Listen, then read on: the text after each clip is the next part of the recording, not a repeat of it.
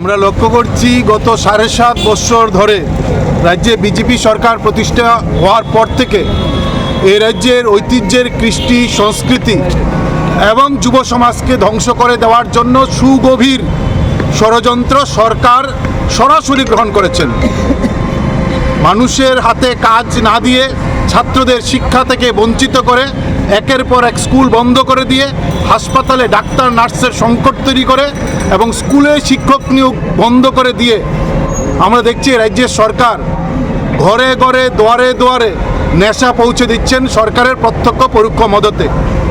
প্রতিটা বাজারে প্রতিটা গলিতে সরকারি বেসরকারি লাইসেন্সে নেশা চলছে।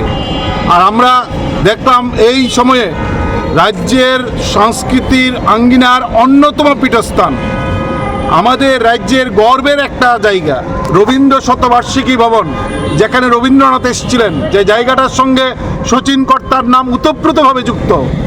এই রবীন্দ্র ভবনের দরজায় নাইট ক্লাব দিয়েছেন, স্কুল বন্ধ করে নাইট ক্লাব খুলছেন আমাদের সরকার।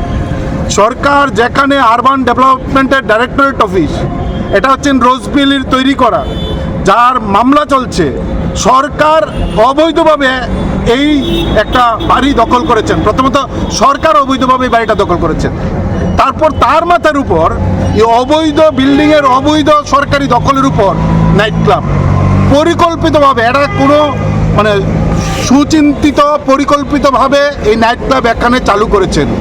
আমরা রাজ্যের মানুষের কাছে আমরা আবেদন জানাতে চাই যে এর বিরুদ্ধে রাস্তায় নামুন। বিজেপির এই আগ্রাসী মনোভাব ভবিষ্যতে রবীন্দ্র ভবনের ভিতরে এই ধরনের অপসংস্কৃতির জায়গা তারা তৈরি করবেন যদি